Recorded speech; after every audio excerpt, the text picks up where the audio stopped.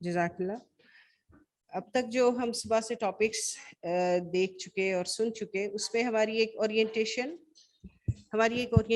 اس کے ساتھ بن چکی ہے کہ جو ہمارا ٹاپک ہے ایمرجنگ جینڈر ایشوز، اس کے ساتھ ہمیں تمام اسپیکٹ سے واقف بھی ہونا چاہیے، اور تاکہ ہمارا ایک ہولسٹک اپروچ بنے، اور by the time we leave this conference hall today تو ہم سب ایک ڈیسیژن کر چکے ہوں اپنے لیے، اور یہ ہم جان چکے ہوں کہ ہمارا دین اور ہمارا میڈیکل پروفیشن ہمیں کس حد تک پرمیشن دیتا ہے کہ ہم کس کا علاج کریں گے اور کس کا علاج نہیں کریں گے.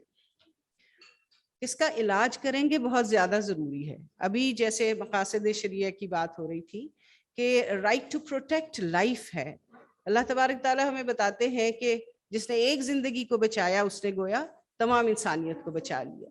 تو اسی لیے اس سلسلے میں ہونے والی جو اب جو پروگرام ہم پیش کریں گے وہ ڈس آرڈرز آف سیکشول ڈیولپمنٹ ہے.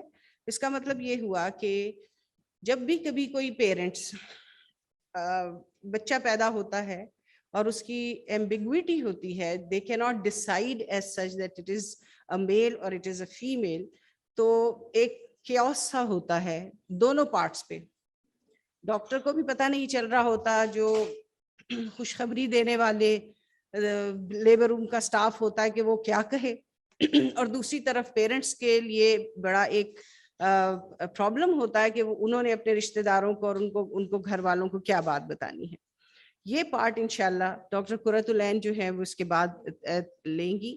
میرے حصے جو بات آئی وہ یہ ہے کہ what is ambiguous genitalia، جس پہ بات صبح انٹرسیکس کے حوالے سے ہوئی. when external genitalia they do not appear completely male or female and they present at newborn age, then there are other characteristics in which the decision is doubtful, and they appear to be more like one sex and they are reared on that part, and the medical problem may be recognized later on in adult life, or when they start a family life and they start having some problems, then it is possible that it is recognized.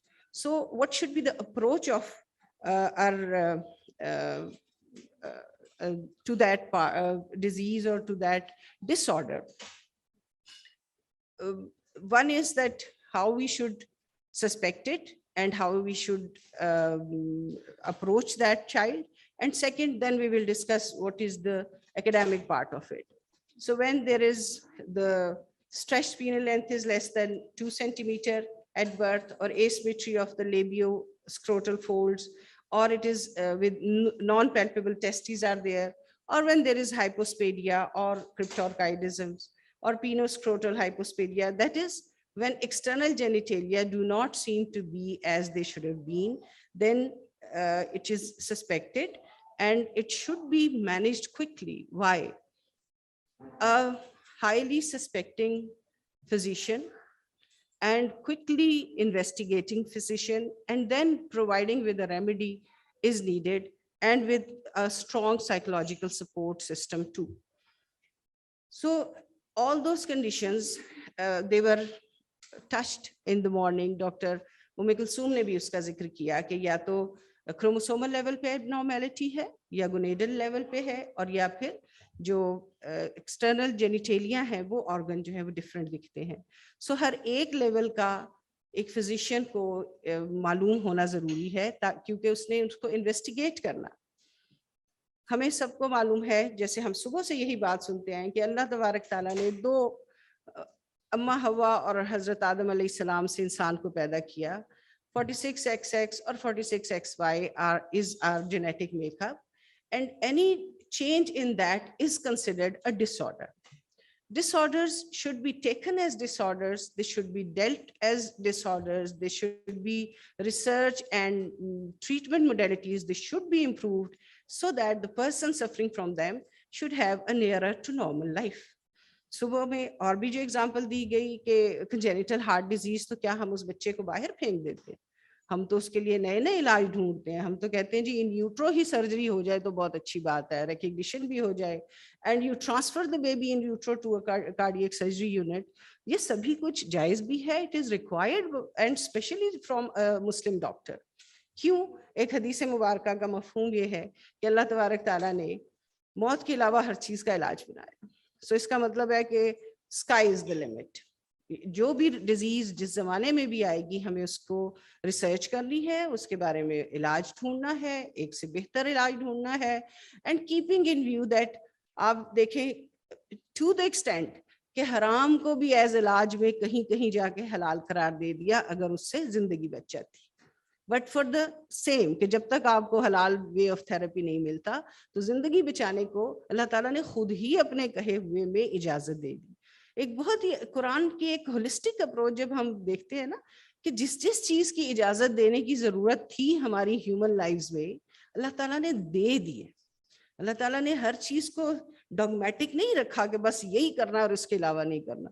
قتل کے مقدمے کے لیے کتنی بڑی بتا دی کہ اچھا ٹھیک ہے جی آپس میں ریکنسیلیٹ کر سکتے ہو, بھائی معاف بھی کر سکتا ہے, دیت بھی دے سکتے ہو اور قصاص بھی, اور اپنی پسند بھی اللہ نے بتا دی کہ فائن قصاص دے دو تو تمہارے لیے فائدہ, لیکن اپنی باقی اجازتیں اللہ تعالیٰ نے واپس نہیں لی. بالکل اسی طرح if we find a disorder then we should ہمارا پروفیشنلی یہ ذمہ داری بنتی ہے کہ ہم اس کو ان ڈیپتھ جانیں اور اس کی ٹریٹمنٹ جو ہے وہ سوچیں بھی اور کریں بھی.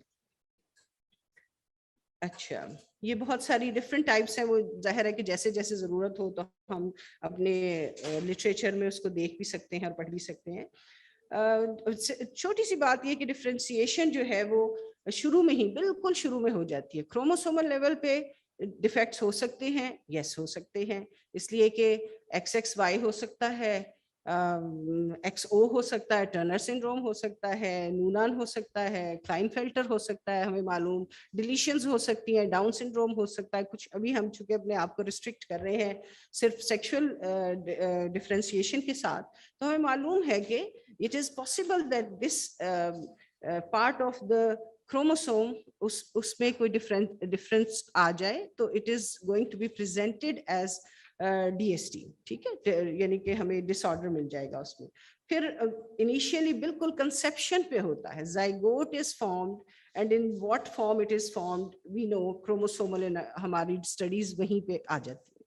اس کے بعد with in the first 6 to 7 weeks میں ڈفرینسیشن ہمیں پتا ہے ڈفرینٹ سیل لائنز جو ہے ڈفرینشیٹ کرتی ہیں, میزوتھیلیم اور اینڈوڈرم اور ایکٹوڈرم وہ سب, اور اس میں جو گونیڈل ہماری رج ہے جو یوروجینیٹل ہماری سائنس اور وہ سارے ایریا وہ ڈفرینشیٹ کرتا ہے, اور وہ کتنی دیر میں کر جاتا ہے.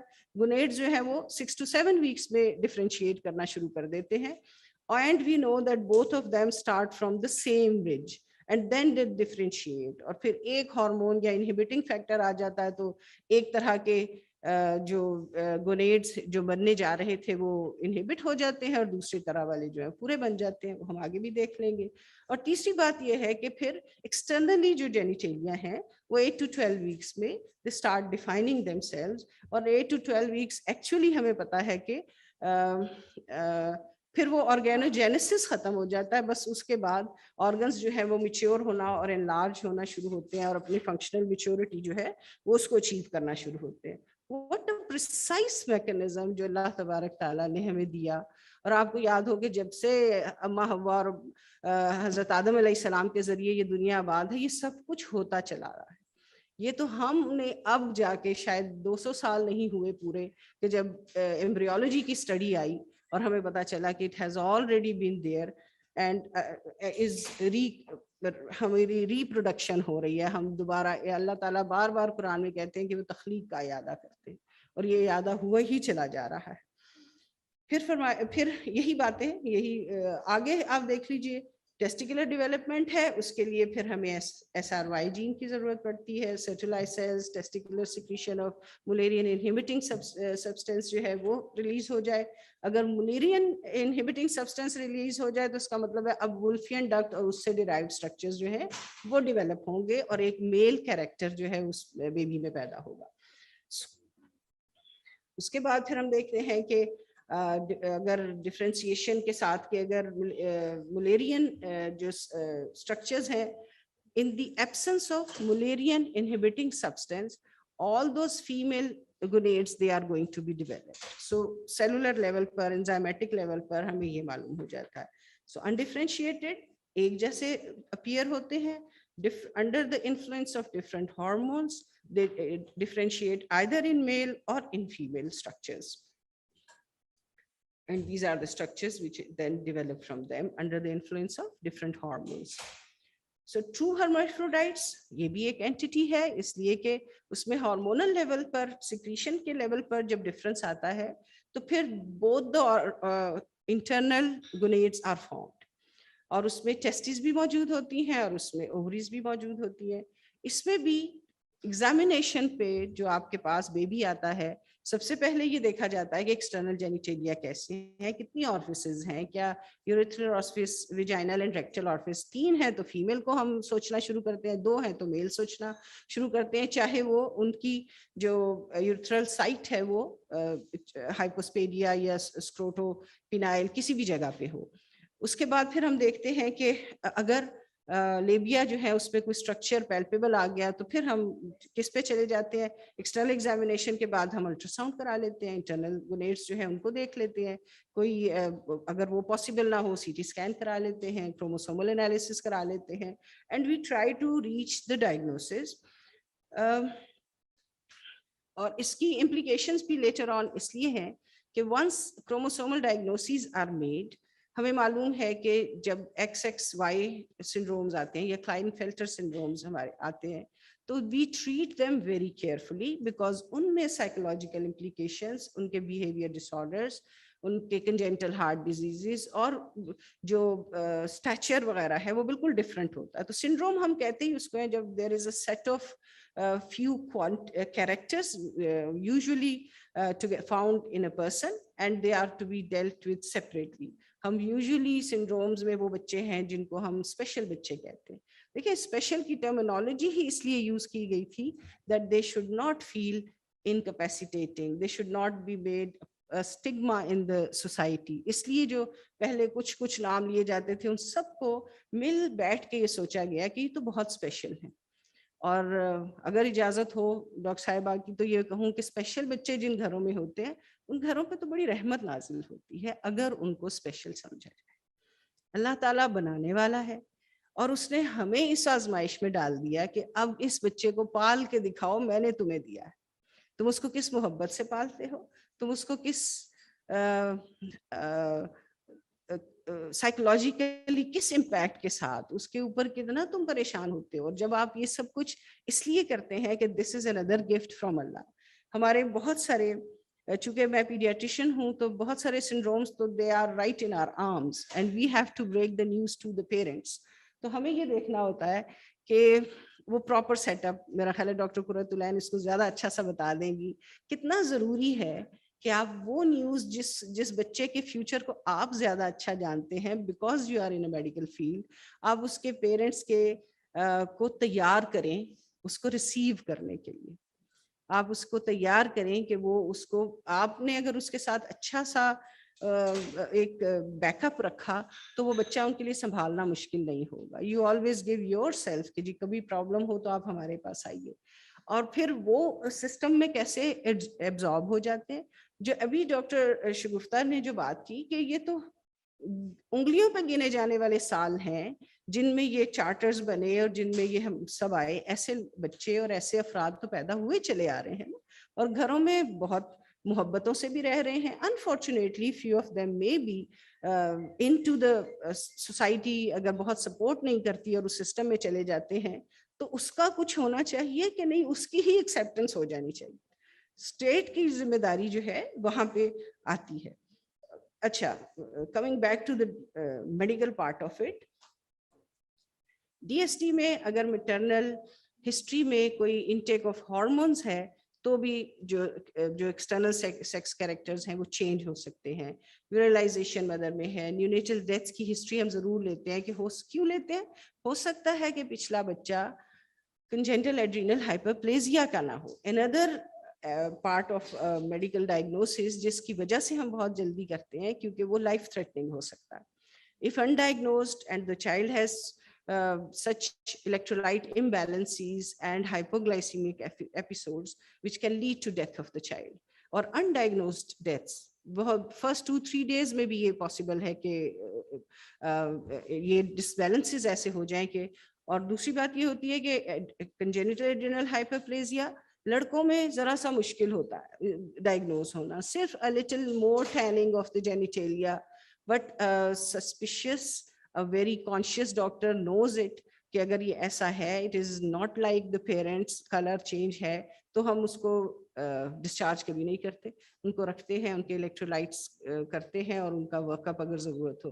ہاں فیمیل اگر بیبی ہو تو اس پہ ایمبیگوٹی مل جاتی ہے, اس کے لیے ان کے ہارمونل اسیز کیے جاتے ہیں اور پھر ان کی تھراپی موجود ہے اور لائف لانگ. اور ہمارے پاس بہت سارے practically we do have patients جن میں وہ ایمبیگوٹی کا پتہ بھی نہیں چلتا, اس لیے کہ تھراپی بہت ریگولر, آپ اسٹیرائڈس کی تھراپی ہے یا ان کے فلورینیف, اور ڈاکٹرز بہتر جانتے ہیں کہ جو ریگولر اینڈوکرینالوجسٹ جو ہیں وہ تھراپی پیڈیاٹرکس کے دیتے ہیں, اور the children live a normal life. And it's simply as if اگر کسی بچے کو ڈائبٹیز ہو جاتی ہے اور ہم اس کو ریگولر انسولین پر اور اس کی نئی نئی فارمز جو آ گئی ہیں ان پہ رکھتے ہیں تو پتہ بھی نہیں چلتا کہ یہ ڈائبیٹک بچہ ہے یا نہیں. بالکل اسی طرح congenital adrenal hyperplasia, if diagnosed early, if treated promptly and regularly, can have normal span of life and normal way of life. اچھا جی, ایگزامینیشن ہم نے کر لیا, انویسٹیگیشنز کی بھی تقریباً ہم نے بات کر لی تھی کہ ہم جینیٹک انویسٹیگیشنز کے ساتھ ساتھ سبھی جو ہے وہ کرتے ہیں, serum electrolytes, blood sugar, ultrasound, hormonal studies and karyotyping, C T, جو بھی چاہیے ہوتی ہے. اور ہو سکتا ہے کہ آئندہ اس سے زیادہ بہتر موڈیلٹیز ہمارے پاس آ جائیں تو ہم ان کو بھی استعمال کر سکتے ہیں. اچھا جی, یہ ڈفرینٹ ایویلویشنز کے طریقے ہیں جو کیے جاتے ہیں. سیٹ آف انویسٹیگیشنز ہے جو ان بچوں کے لیے رن کیا جاتا ہے, اور اس کے بعد ان کی انٹرپریٹیشن کے ساتھ ساتھ جیسے صبح ڈاکٹر صاحبہ نے بھی ذکر کیا, اینڈ آرگن ریزسٹنسز ہیں جو ٹیسٹ جو ہم کرتے ہیں وہ الفا 5 ریڈکٹیز ڈیفیشنسی کے ہیں یا اینڈروجن انسینسٹیویٹی کے جو آ جاتے ہیں. ان سب کے لیے جو کوشچن پھر آتا ہے, a team of the doctors is needed. And why is it needed? Because everybody has a specialized role to play. The part of the family is the family too. Of course, the family of the child is also there. And they actually, the pediatrician or the main physician plays a pivotal role. They will send them for the consultation to an endocrinologist. They will, and he'll come back and report to them. And then if some surgery is needed, they will refer them there. And then they will again ask for the improvements and what next is to be done. So one person takes a key role, and then rest of the doctors they put in their that is they help them in their treatment. So pediatricians, geneticists, because early diagnoses, and we know that CVS, that is chorionic villus sampling, is used to diagnose if there is an earlier child has suffered. Then what we do is ہم in parents کو پہلے ہی بتا دیتے ہیں کہ next conceive کرنے سے پہلے آپ اس سینٹر کا پتہ کر لیں, اس سے یہ پوچھ لیں کیا وہ اس کا ٹیسٹ کرتے ہیں, آپ اس کے پیسوں کا پتہ کر لیں کہ کتنی افورڈیبلٹی کا مسئلہ ہوگا, so that and if they are in family way, اگر اس کی ایج ایسی ہے جس میں ان کو مطلب ہے وہ اپنی فیملی کو مزید بڑھانا چاہتے ہیں. اور اس سب کے ساتھ ساتھ ہم ان کو ایڈوائز کرتے ہیں کہ کس ویک میں, جیسے آپ نے انیشلی دیکھا, اور پھر یہ کہ کن ہارمونل تھراپیز کے ذریعے ان سب کو ٹریٹ کیا جا سکتا ہے. سبھی نہیں, لیکن وہی بات کہ جو ٹریٹیبل کازز ہیں ان کا آئیڈینٹیفائی ہونا اور ان کو ٹائملی ٹریٹ ہونا ود سائیکولوجیکل سپورٹ, اینڈ اس یقین کے ساتھ. مجھے تو یہ لگتا ہے کہ اس میں مسلم ڈاکٹر کا ہونا بڑا ہی رول پلے کرتا ہے, جب وہ پیرنٹس کو اس اینگزائٹی سے بچا لیتے ہیں, کیونکہ ہم کب سے خالق ہو گئے اور ہم کب سے مالک ہو گئے. جس خالق اور جس مالک نے وہ بچہ ہمیں دیا ہے وہی اس کو سنبھالے گا, ہے نا. تو ہمارا کام صرف یہ ہے کہ ہم اس کی رضا پہ راضی ہوں اور اپنی تھراپی نہ چھوڑیں, اپنی ٹریٹمنٹ نہ چھوڑیں, اپنی ریسرچ نہ چھوڑیں, موڈیلٹیز ڈھونڈنا نہ چھوڑیں, بٹ اس یقین کے ساتھ کہ اللہ تعالیٰ نے ہمیں ایک دائرے میں آزاد رکھا ہے, ایک دائرے میں ہمیں فری رکھا ہے. It is Very important to recognize this fact. جتنا جلدی ہم اس فیکٹ کو ریکگنائز کرتے ہیں اتنے سکھ میں ہماری زندگی جاتی ہے کہ ہم کوئی بے مہار اونٹ نہیں ہے. ہماری مہار اللہ رب العزت کے ہاتھ میں ہے. اس نے ہمارے لیے ایک بہت بڑا دائرہ فریڈم کا چھوڑا ہے, ریسرچ کا چھوڑا ہے, پیشنٹس کی اور دنیا کی تکلیفیں دور کرنے کے لیے ہمیں اس پروفیشن میں لایا ہے, اور ہمیں اس سے بھرپور فائدہ اٹھانا چاہیے. جی, کنجنٹل ایڈرینل ہائپرپلیزیا, چونکہ ہم نے اس کی بھی بات کر لی. سو انسینسٹیویٹی سنڈروم, اور پھر جو اگلی بات وہ یہی جو ہم نے انٹرسیکس کی بھی بات یہ کی کہ جو دونوں طرح کے ہوتے ہیں ان میں one of the decision, a collective decision is made that which type of life is possible nearer to the gonadal life, جو nearer to possibility ہے. کچھ چھوٹی موٹی ریکنسٹرکٹیو سرجری ہو سکتی ہے, کچھ ہارمونل تھراپی ہو سکتی ہے, اس پر پھر اس کو ریئر کرنا, اس میں ایک دوسرے کے ساتھ مشورہ کرنا, کیس ٹو کیس جو ہے وہ اس پہ ڈیسیجن بھی کیا جا سکتا ہے اور اس پہ فیصلہ بھی کیا جا سکتا ہے. سو میرا سبمیشن یہی ہے کہ ہمیں میڈیکل فیلڈ میں اپنے اس ڈائگنوسس کو کبھی اگنور نہیں کرنا, ریسرچ کو جو ڈویبل چیزیں ہیں, لیکن ہمیں یہ یاد رہے کہ ہم اللہ کی تخلیق میں تبدیلی کرنے کا رائٹ نہیں رکھتے. اور جو پہلے اس سے بات کی گئی تھی کہ جس کو اللہ کے سامنے کھڑے ہونے کا خوف ہوتا ہے اس کا عمل بالکل مختلف ہوتا ہے. جزاک اللہ.